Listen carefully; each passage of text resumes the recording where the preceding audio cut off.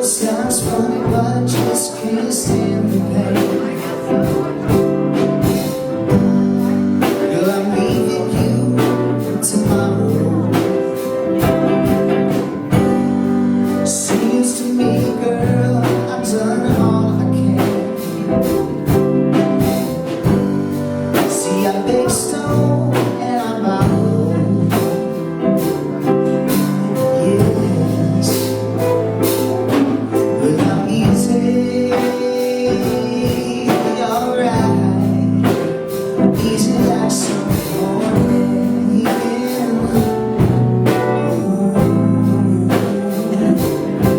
Yeah, I'm easy, yeah, alright.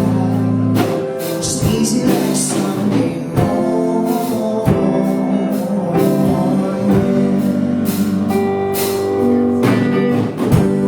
Why would anybody in this world put chains on me when I paid my dues to make it? Everybody wants me to be what they want me to be.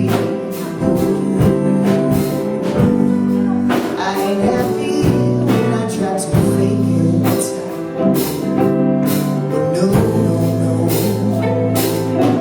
Well, I'm easy, alright.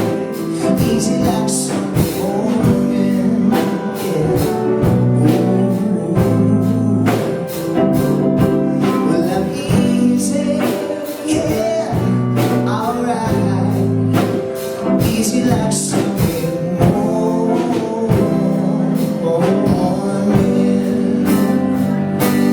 Wanna be high, so high.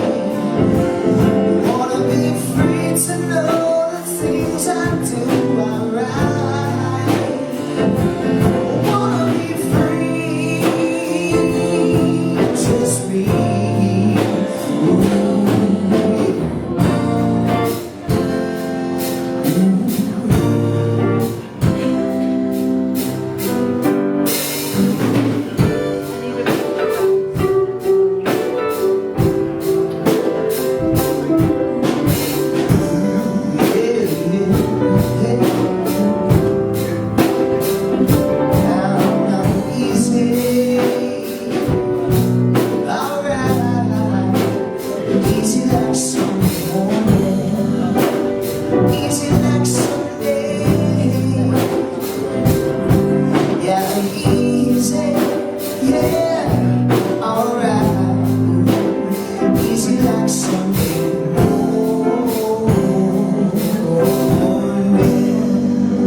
Sacred like Sunday morning.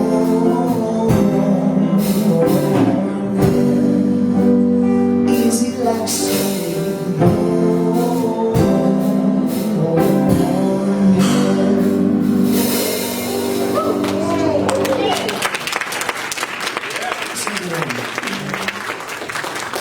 Happy Sunday morning to you. So perfect. Hello, hello, hi. Good to see everyone in the seats right here. And hey, you out there in your pajamas or at the kitchen table, welcome to Unity of Tampa. I'm Pat Fenda, and I'm honored to be your platform assistant today. So if you are here for the first time, we really are so glad to see you. And we have a special gift for you back there. We have a t-shirt, so don't fail to get it if you're here for the first time. And don't forget to wear your Unity of Tampa t-shirt. Go and buy one. So we invite you now to check into your social media, and and please do that, and then silence your phone so we can all have a really easy service. And they made it easy for me. I love this theme because they had big print in the announcements today. Thank you, movers and movers and shakers. Yeah, it's behind us. Sorry, I turned the lights off. Yeah, there we go. That helps. And plant relocators. Wow, that's great. It's really looking good here. Thank you, Snack Angels. Many thanks to Karen and Jerry Rhodes and providing the Sunday after service snacks. No, that was last week. Nancy did this week. Okay, well, We're gonna thank Nancy. we're thanking you for last week. Oh, exactly. We made the Yes. coffee today. That's all Okay, right. Nancy, thank you for this week. Jerry, thank you. Yep, thanks for keeping us on our toes here. Okay? So if you'd like to be a snack person, let us know. And we're going to have movie day coming up, Youth and Family Ministry, so visit unitytampa.org and they'll show you for the Youth Family Movie Night, movie day. The Wednesday gathering, still happening with Dave and Elliot. So 6:30, come on Wednesday for a really easy time, fun. Care team, thank you. If you have any need, if there's anything you need help with, please don't hesitate to reach out to us. We're here to help, and we're always happy to do that. You can go to Tampa Unity at Gmail, or reach out to Kathy, and all of these are in your announcements, or ask me, and we'll figure that out. So thank you for being here on our new Silver Lake home, and now the good stuff.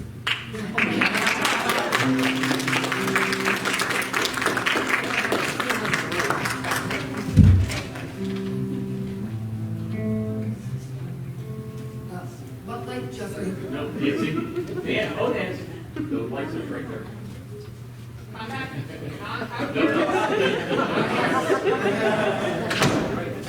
There you go.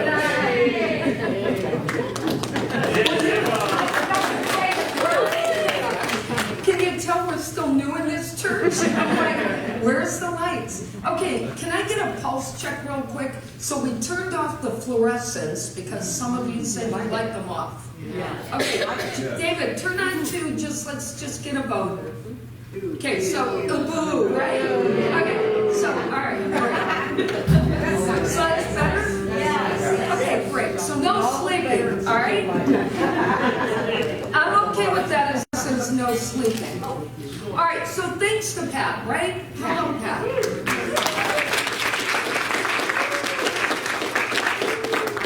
We have new friends today, so thank you for new people who are here today.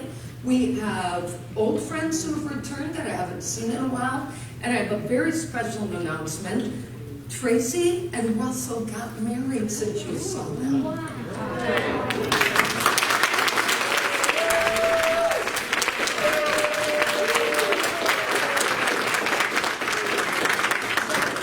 Russell's father, right, is a... No, my son's wife's dad. Oh, sorry. The band was too loud, I couldn't hear you. I'm kidding. That's my excuse for why I couldn't hear. Yeah, go with it. And so you got married by someone you knew up in Virginia? Georgia. Okay. And they just had that happen, so we're very excited for you. Hey, Duncan, will you turn me down? I am echoing up here. Thank you. We had mic issues this morning, so I'm using a borrowed one again, so I have to get accustomed to the noise. Anyway, I have a couple things I want to share real quick, okay? First of all, who's changing slides? Thank you very much. So, Michael Williams' sister's memorial services next weekend, and you're all invited if you'd like to come. Her name was Joyce Mitchum. The event is at the Roll in Korea on Lake Avenue.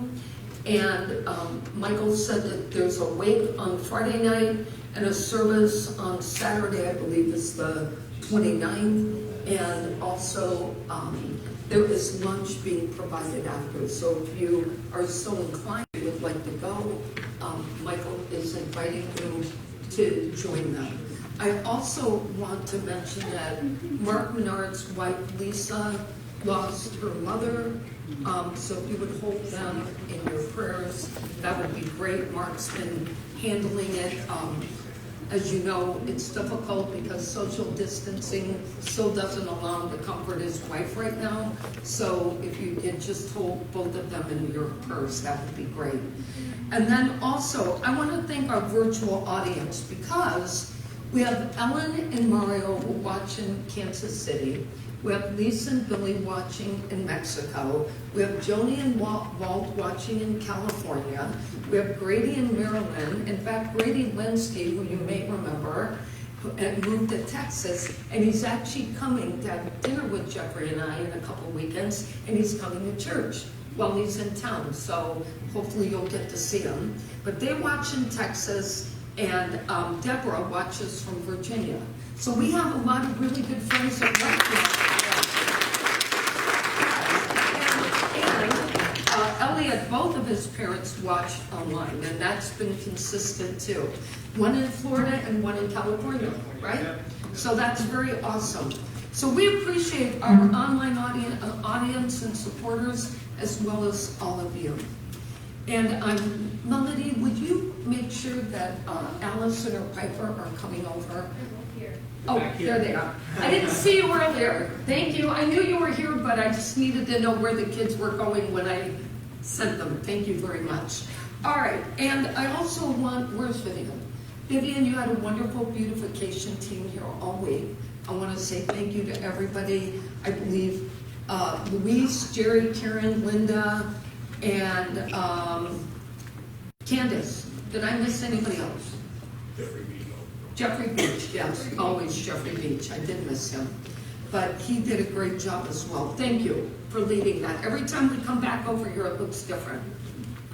All right, with all that said, let's say our affirmation. There is only one power and one presence in the universe and in my life. God, the good, omnipotent. Key phrase being good. God good, not God bad. Okay? So let's keep that in mind. All right, I want to read the daily word. Let's see what it is today. Faith. Great. It says, my faith keeps me focused on God. I may not be able to control what happens around me, but I'm always free to choose what happens within me. My perception determines my experience. I begin with faith. I choose to see the vibrant wholeness that is present even during illness. I open my heart and mind to the harmony that I know is possible even in the midst of apparent discord. When my needs appear greater than my resources, I remind myself all supply springs forth from the inexhaustible well of divine substance. I'm reassured by remembering all situations are temporary, and God is greater than every circumstance. Through my faith, I align my thoughts with the divine and believe in this truth that sets me free. And from Luke 17:6, if you had faith the size of a mustard seed, you could say to this mulberry tree, be uprooted and plant in the sea, and it would obey you. So that's kind of cool. All right, I am going to turn it back over to Elliot and the band. Let's say thank you to Elliot, Michael, Alban, Duncan, David, Michael out in back, and anybody else who volunteers and helps us on Sunday morning. So we appreciate you guys. Thank you, Nancy. Will you guys stand and sing this with us?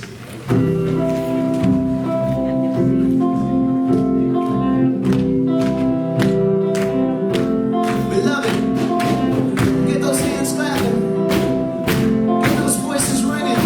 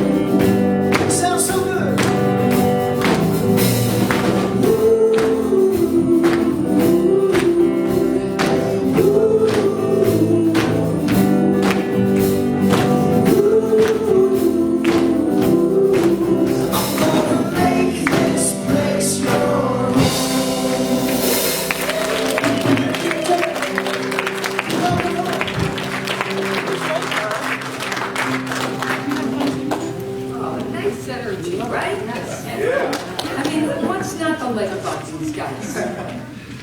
And look at you, you all got woken up a bit. I can feel the energy. I can hear a few of my choir friends doing some harmony. So I'm all for it. Okay, I am Emma today. I'm doing the children's lesson. Yeah, I'll be Emma. Anyway, Emma's not here today, but we have the lovely Piper and Allison here today. And here's what the kids are learning. Today is solving the riddle. And it says the purpose of this lesson is to understand that we are powerful enough to overcome any challenge we may face in life. What we need to remember is that God is always with us, supporting us all the way. And the two unity principles that the kids will be talking about today is God is everywhere, equally present and all good. And number two, the presence of God dwells within everybody. So awesome. Let's, Melanie and children that want to go to youth ed today, let's send them off. I am walking in the light, in the light, in the light. I am walking in the light of God. In the light, in the light, in the light, in the light, in the light, in the light, in the light of God. Awesome. Thank you so much. All right, I have a couple of great stories today for you. I want to thank Bobby and Kathy for these. Kathy gets them ready and Bobby finds them, or vice versa. So I appreciate both of them. So this first one, we don't know where it occurred, but it's an awesome story and we're sharing. And it's about a man, his name's Frank O'Donnell. He lost his 15-year-old daughter, and after he buried her, he decided that, he was really having a hard time, but he gets a visit from a monarch butterfly that stays with him. And he was just certain it was a sign that his daughter was still with him and watching over him. It was bright orange and black, and that was her favorite colors. So he decided to use that sign and plant a memorial garden in her name.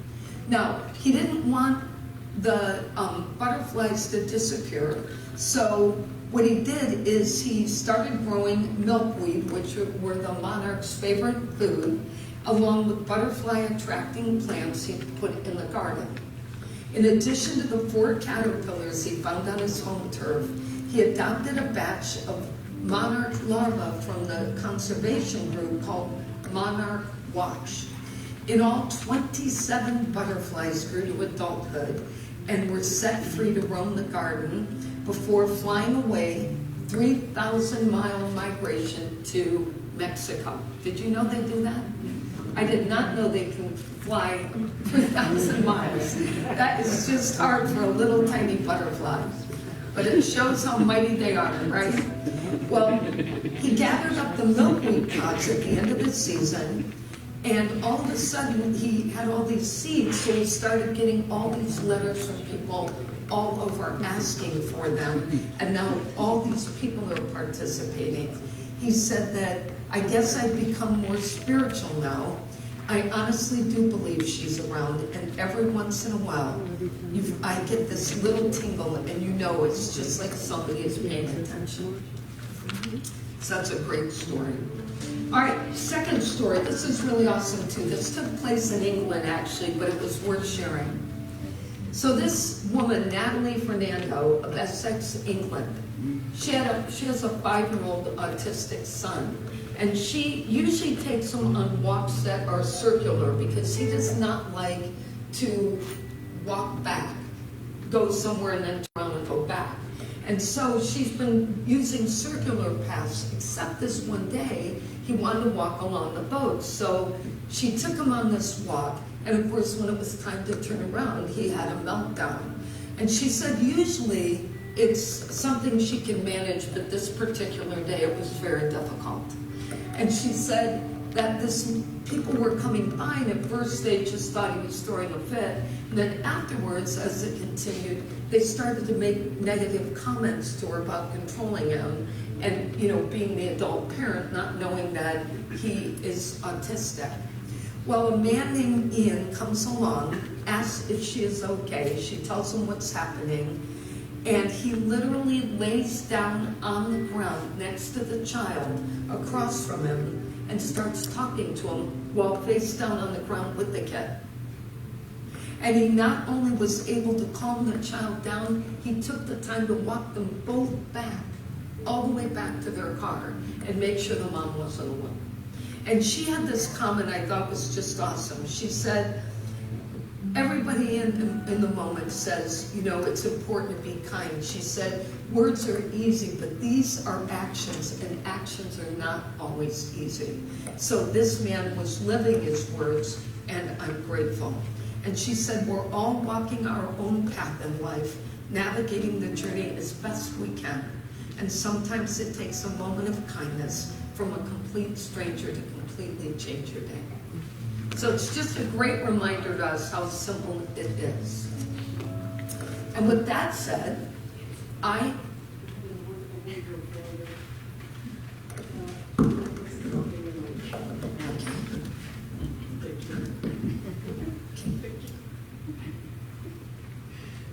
I said, I don't have my mic today, so we're using a different one. And I will remove this. Okay. Thank you. Sorry for the clicking. Don't tell Melody you made me take that off. All right, we're going to get ready for our meditation, okay?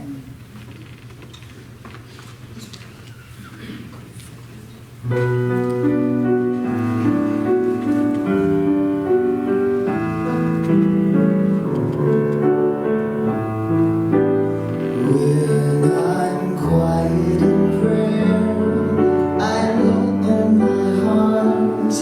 I open my heart. When I'm quiet in prayer, I open my heart. Hallelujah.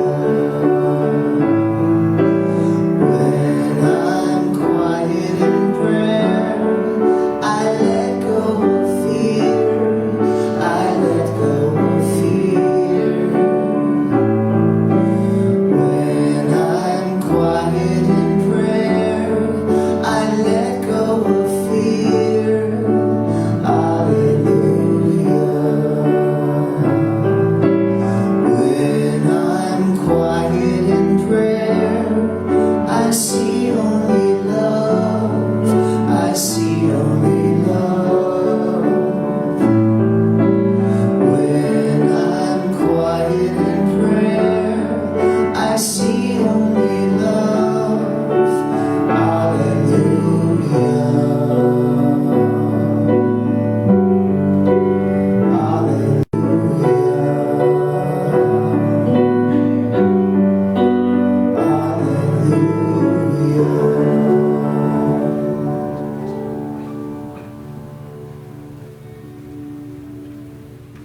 So this is that time of our service when we just pause and quiet our minds and go within, knowing that all of the greatness lies within each of us.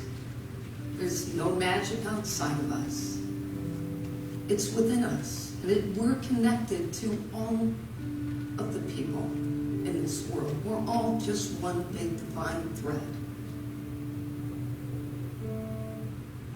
And all part of the highest power in the universe. All that good energy that exists at our highest level of consciousness.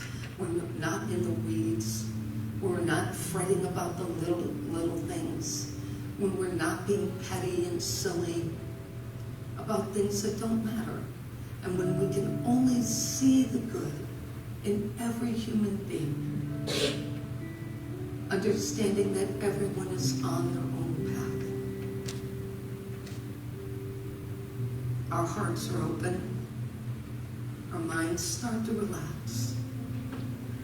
I just want you to take in a couple of deep breaths. And as you do, just listen to the words I'm going to share, taking in what feels right for you. As I reflect upon my life, I recall all of the experiences I've had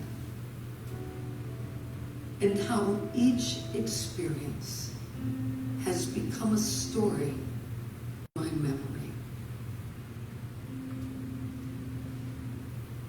Those stories are my version of the experience, but they don't always serve me well. And so I begin the process of letting go of all thoughts and all stories that no longer bring me peace. Releasing the past and beginning anew.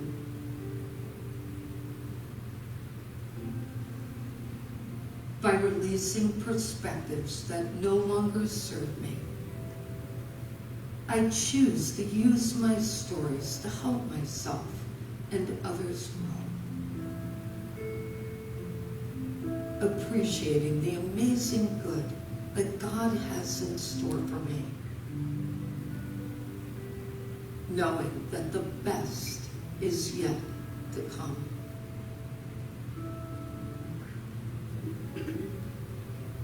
Anything that prevents me from forward thinking is no longer valuable to me. And I clear the slate for new and fresh thoughts to occur. Each new experience allows me to shape my life and grow in ways that can only help me soar. Spiritually, mentally, and physically. I consciously choose to allow my memories to serve as a reminder of the good I have done in this world, the contributions I have made, the passion I have shown, and the love I have experienced. My opportunity to grow is endless.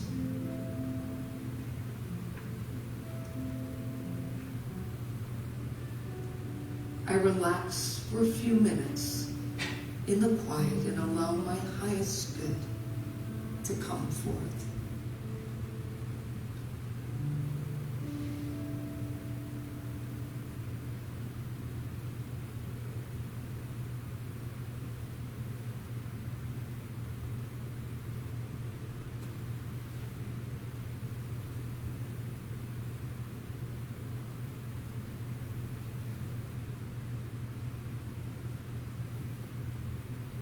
Opening my heart and opening my mind. Letting go of all the rules I've set for myself.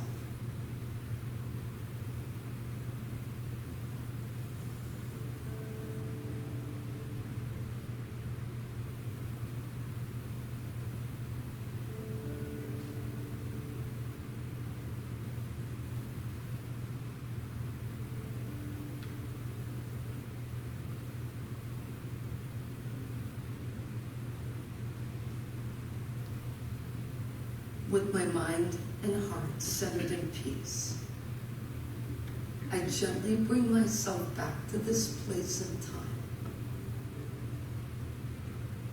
knowing that whatever I'm here to learn today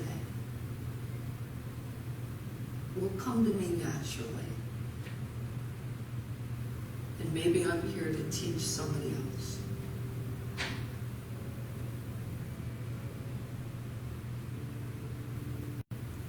But I am grateful. I am open and I am in peace.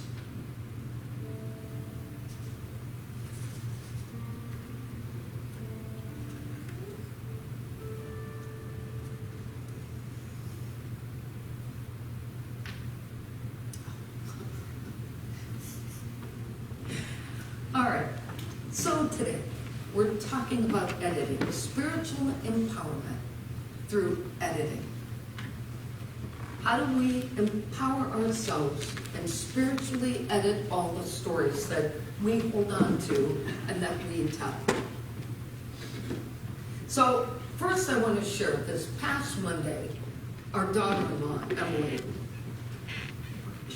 her grandfather turned 87 on Monday evening. And the family got together in Maryland and they celebrated him. The very next morning, Poppy, as he is known to all of us, had a stroke. Hours later, he was gone. And as you can imagine, the whole family that had just celebrated with him the night before was celebrating with him as they surrounded him with peace and love as he made his transition. Now, in talking to Emily this week, she and I talked about the fact that, there were two ways that this story could be looked at, right? One of them is devastation. The fact that they were devastated over having just celebrated Poppy's 87th birthday, and now he was gone. But it was a happy celebration, right? The second way to look at this story was to find peace, knowing that Poppy had the best send-off any of us could ever ask for.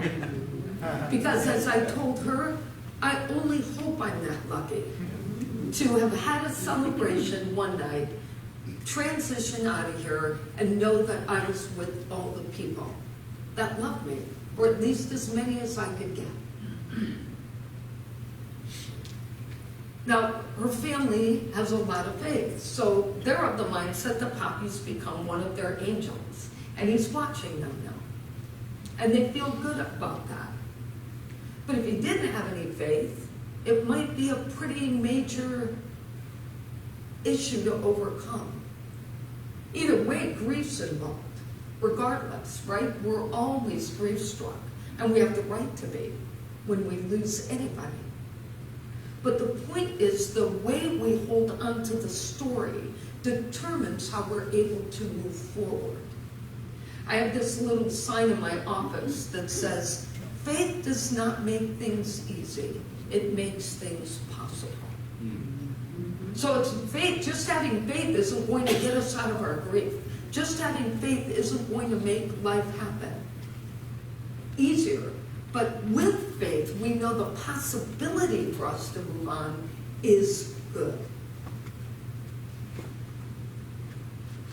But what's important to understand is that we are the ones who control the narratives of the stories we experience and how we hold them and how we tell them and how we repeatedly tell them to ourselves.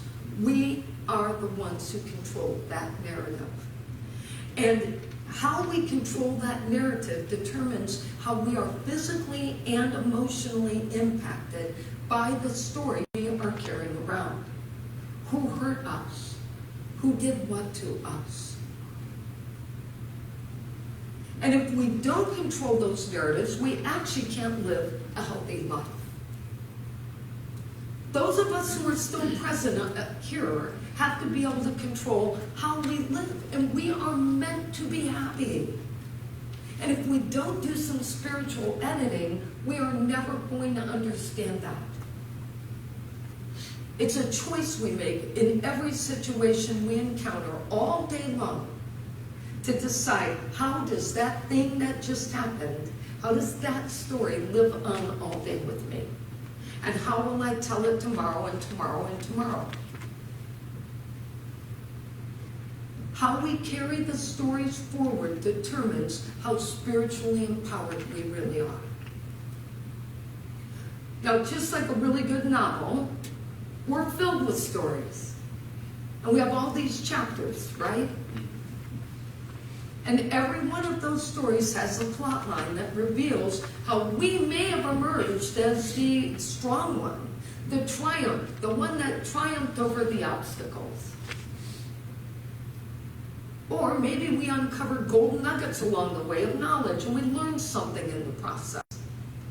But every chapter unveils our experiences and how we emerge stronger or more knowledgeable, or how our lives have been derailed because of the story we just told and what happened to us in life. So our stories are either going to empower us or disempower us. We're either going to be the victor or the victim. And that's something we have to decide. But if we are disempowered, our stories are filled with these self-sabotaging comments, like, my life is a mess. I'll never be happy again. I'm not good enough. I have nothing to look forward to. I'm too old to do blank. Oh, I'm too settled to move. I'll never get the job I want. I don't have the right education. All these things that tear us down and take the wind out of our sail as divine spiritual beings, part of the most powerful universe, and we just take cheap shots at ourselves. And while all of those statements may be accurate and fitting in the moment, right? We all have our bad days. While they may be accurate and fitting in the moment, if we keep repeating those same stories, we are stuck in our circumstances. And there is no way out. We will perpetuate the same story. And let's face it, we all know there's some level of exaggeration to those stories, right? Because what's a good book without drama? So, right, the story gets inflated as we tell it. The person didn't cut us off once. No, they came back and cut us off twice on the road, right? And then there was fish shaking or something else added to the story. But that's what we do. And again, we're either the victim or victor, or maybe, just maybe once in a while, if we're honest, we're the villain. We're the one who caused it or set it in motion if we're totally honest with ourselves. But regardless of the character you choose to have in your story to represent you, what I want you to understand is that that is your identity. You are choosing that story and that line and that character as your identity. That's what we're choosing if we don't control the narrative to our advantage. So what do you want to be? What do you want your story to represent? How will it empower you? And how is it limiting you or holding you back? If it's not representative of who we want to be or how we want to show up in life, we have to reevaluate the plot lines we put together. Think of it like this. You've told yourself for years that you're limited by your circumstances, which have resulted in you experiencing little happiness. Does that story actually help you bring out your best self to the world? Is it a good story? If you're never able to overcome, if you can't see your way out, if we can't find our way, is that a story we want to own? We've got to be able to say to ourselves that it's okay to be in the situations we're in, but we are powerful and we can find our way out. Any unhealthy story that causes us to become anxious or paralyzed by our emotions is not a story we should want to tell ourselves or hold on to, even if it is true. I'm not saying make up a different story. I'm saying make the story empower you. If you have triumphed, then give yourself credit for that. But recognize that the identity you're trying to build for yourself is the one that your consciousness takes in. So when you're constantly saying bad things about yourself, if we do that continually, we cannot get rise above what we're dealing with. And it's not our painful memories by themselves that prevent us from moving forward, but it's the physical and emotional attachment to those memories that is holding us back. See, I really believe, and this is true for me in my lifetime, I'm going to be candid. I really believe sometimes we think it's not okay to be happy after things we've gone through. What would people think if we're happy after a loss, or happy after a challenge, or happy after we've overcome something? Maybe we won't get the same people to talk to us. And oh, by the way, maybe the people we've been talking to are the ones who keep perpetuating our old story. So we go to those people because they know what we've been through. And they're going to feel badly for us, right? But sometimes that keeps us stuck. So we need people who are going to be able to say, hey, yeah, I remember that story. When is it changing? That's what we all need, are friends who say, hey, and when's the chapter changing? When will we get the new version? But I want you to understand, painful memories are like anchors in our body. And if we don't release them, and if we don't change that narrative, they are holding us to this place of utter stuckness. That may not be a word, but it works. I'm just saying. You know, I get to say whatever I want when I'm up here. If we don't take the time to process our memories, we are never going to be free. And that's the point I want to make here. I had such an experience this last Friday. So our memories, when you have an old memory come flooding forward, it takes 36 hours for those hormones to get out of your body. Okay, so if you have any kind of issue, the minute you have a flare-up of emotion, for the next 36 hours, your body just feels off. That's because it takes a long time for it to get out. So we need to be really mindful of how long we want to stay, keep bringing that stuff up, because then we know it's another day and 12 hours before we're out of it. And this past Friday, that actually happened to me. I couldn't even tell you why, but a song came on, I heard it, and the tears were coming down my face. And I was like, okay, what? And then it dawned on me. 14 years ago, Friday night, we were talking and preparing to take my dad off life support. Yesterday was the anniversary of his passing, and 14 years ago. And honestly, I didn't consciously think about the anniversary. It was of my body reacting, and it just came up. And I did feel a little emotional yesterday, I won't lie. But I don't even know why it happened, except it's still there. So we have to keep processing, whether it's 14 years, 20 years, 14 hours, or 14 days. We have to keep processing what we've held on to and what is still difficult for us.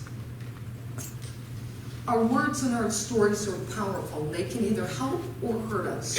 I want to read something from Myrtle Fillmore's book. She's one of the founders of Unity, Myrtle and Charles. But she wrote this book I often read called Healing Letters. And it's sort of one of those things you randomly read. Because she wrote all these letters on different topics. And remember that she had serious physical illness.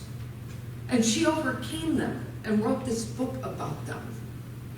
But she said in her book, to be truly healed and quickened by the life more abundant, one must forget the past and the limitations of the past and offer every thought, every ounce of energy to spirit, to be used in bringing God's kingdom of light and love and order and beauty and health into the earth and into the lives of all people.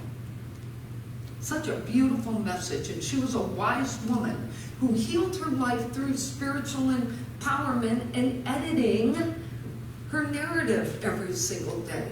But each of us is a co-creator of our own life.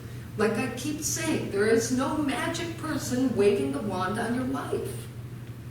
Life happens. Things happen. It's what we do with them that makes us either empowered or disempowered.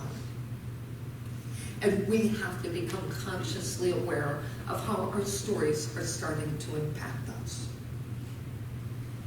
Now, writing this talk made me think of a story I shared years ago that I want to share.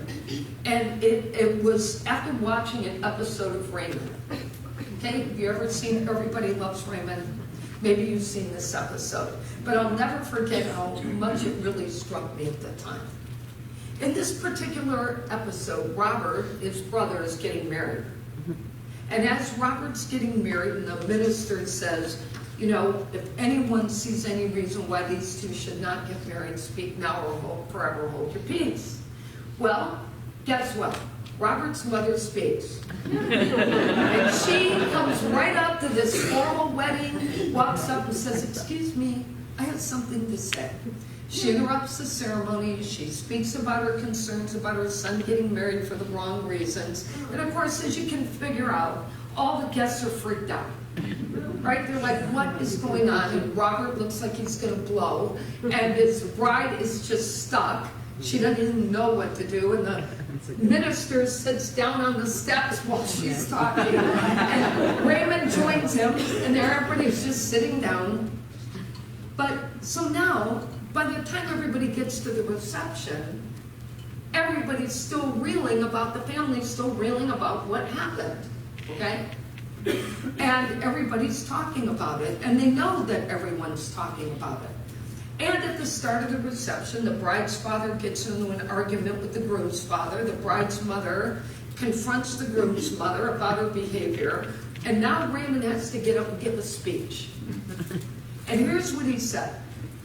I don't have it word for word, but with the memory of his mother's behavior fresh on everyone's mind, he talks about how their mother has always acted this way her entire life. He said, speaking her mind, no matter how inappropriate it seems, interfering in their personal lives, embarrassing them in so many ways. And then he shares how he and his brother Robert learned to edit their memories of their mom throughout their life, choosing to remember the good about her in every situation. He said they could either remember how their mom loved them enough to speak up and protect them, or they could remember how painful her speaking up has been. Editing their experiences with her allowed them to have memories that brought joy and humor to their lives, and that's how they chose to remember her. Now, it may seem like a really silly little story, but what I want you to get is it is a choice. We choose every day how a story is going to sit with us and how we will carry it forward. Robert and his wife either had to remember that their wedding was the worst day of their lives and the beginning of a very awful marriage, or they could have just laughed it off and realized, but they got married and their life was going on. We were created in the light of God. We're powerful. Anything less than an empowered life is not what we're here for. So if that's not what you're living, I want you to make a different choice. We can only do that by ensuring our stories allow us to be reflections of God and live our truth. And I want to show the takeaways. To experience empowerment through spiritual editing, it's important to, one, take an objective look at your story. Are your stories unproductive? Are they self-sabotaging thoughts? Are those thoughts visible? Number two, determine if the story represents the idea you want for yourself. Are you the victim or the victor? Number three, identify the emotions that are attached to the story and process those emotions as best you can. Number four, edit the story in a way that empowers you. Live the story you want to be remembered by. And our affirmation, let's say it together, is I am free to live the story that empowers my life. And the quote I have for today says, when you stand and share your story in an empowering way, Your story will heal you, and your story will heal somebody else. All right, let's take that in for just a moment. So we pause to reflect upon all the stories that are holding us back and the opportunity we have now to look at those stories in a way that help us feel strong, help us seek happiness. Our true nature is love. There's nothing short of happiness when unconditional love is who we become.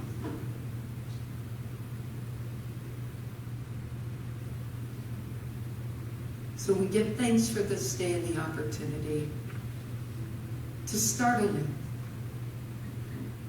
Amen. All right, if you have a prayer for us, please, you can reach us on the website. You can leave a card out in the hallway. We have a prayer box on the left when you walk out. And we haven't gotten our little plates yet because Jeffrey wants the person who's making the sign to make the plates. So I will get the plates up there. But we have a great prayer team, and every Monday I send out the list. So if you let us know today, you'll be on tomorrow's list. It's that simple. All right, we have a great song. Elliot and the band are going to perform Good Riddance, Time of Your Life by Green Day. That's right. You heard that correctly. So some of you guys might remember back in December, I think it was, or maybe it was even before that, last year, we did a song from Elvis Costello. And I said, note to self. It was very well received. I said, note to self, play more punk rock songs in church.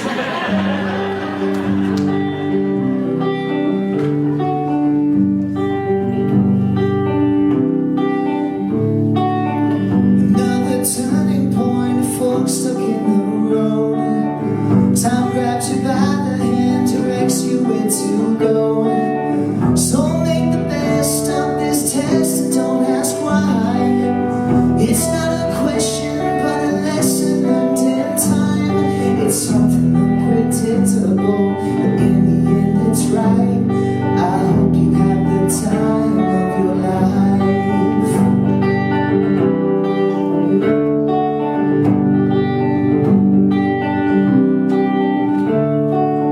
So take the photographs and still frames in your mind and put them on a shelf in good health and good time. Tattoos and memories and dead skin on trial. For what it's worth, it was worth all the while. It's something unpredictable, but in the end it's right. I hope you had the time of your life.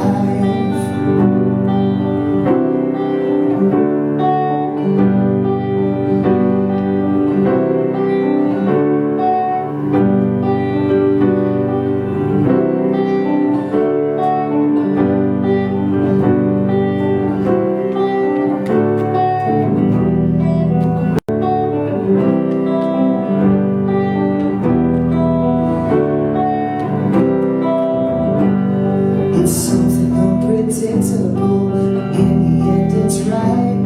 I hope you had the time of your life.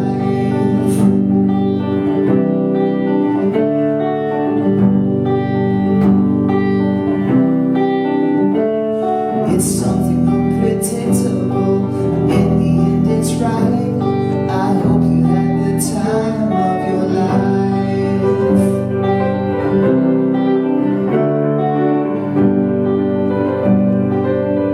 Come on, let's keep going.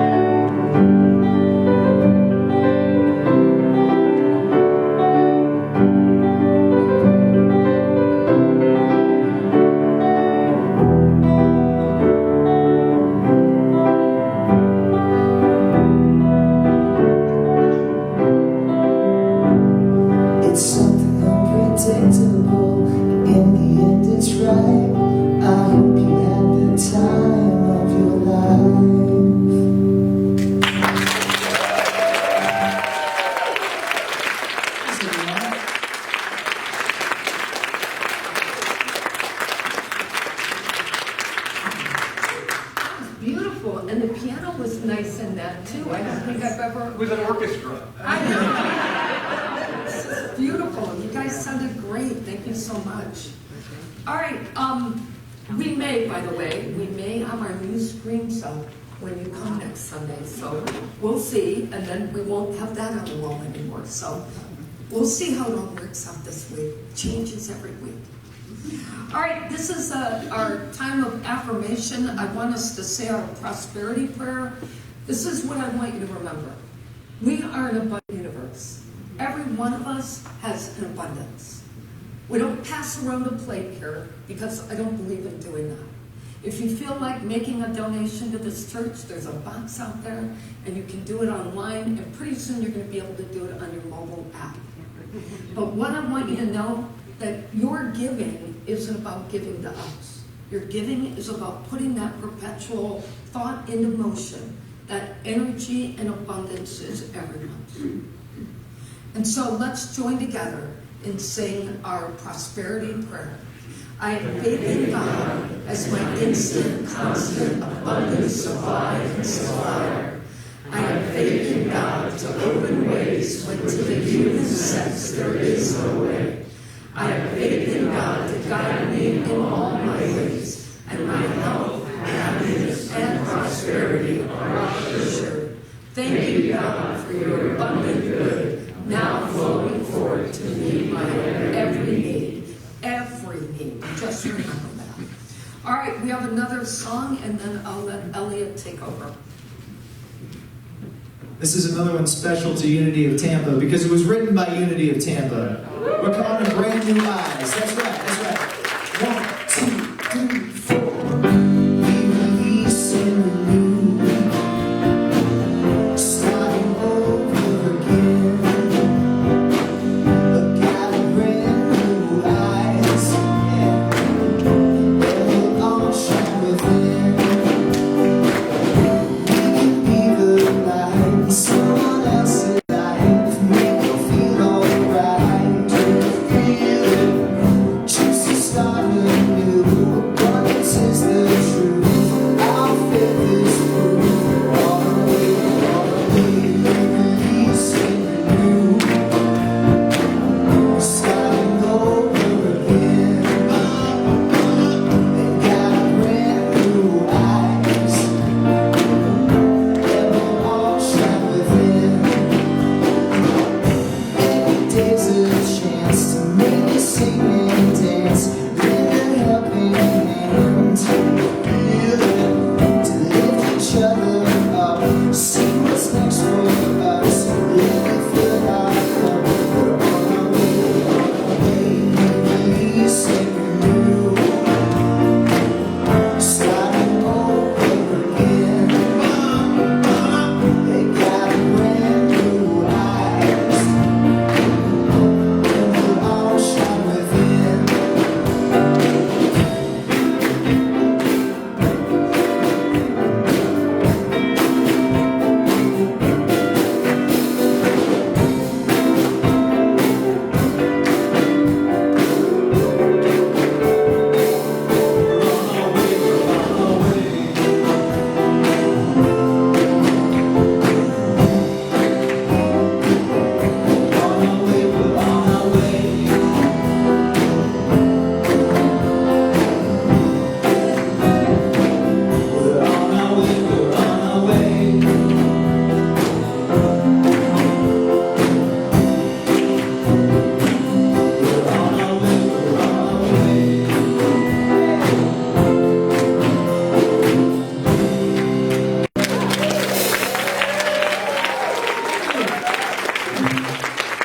Again, thanks to our workshop that participated in writing that song. I've got big plans for this building, folks. I really want to record the songs that we wrote in those workshops. Record them right here ourselves at some point, along with some of Michael's tunes.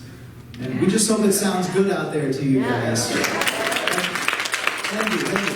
It's really wonderful to have this new home for our music team as well, and to be able to learn kind of how we can keep honing this end. So another thing that hopefully we'll have in the next week or two is we'll have a better audio mix for the folks at home as well. So if you're listening on Facebook Live, you can look forward to a better audio mix as well soon, and that's another thing that's coming real soon. So again, it's an exciting time for us. We thank you guys for being a part of it and encouraging us. And Dave is fixing our wings.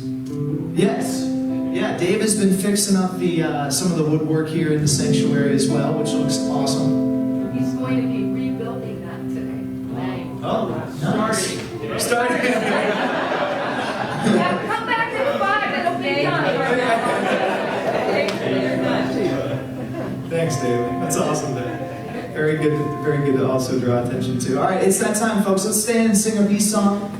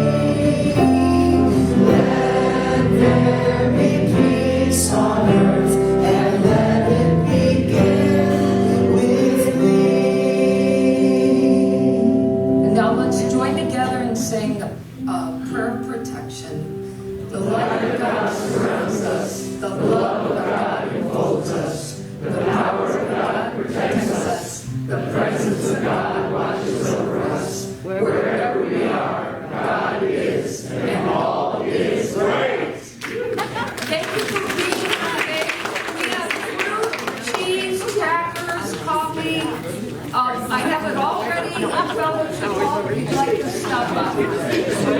Thank you for being Thank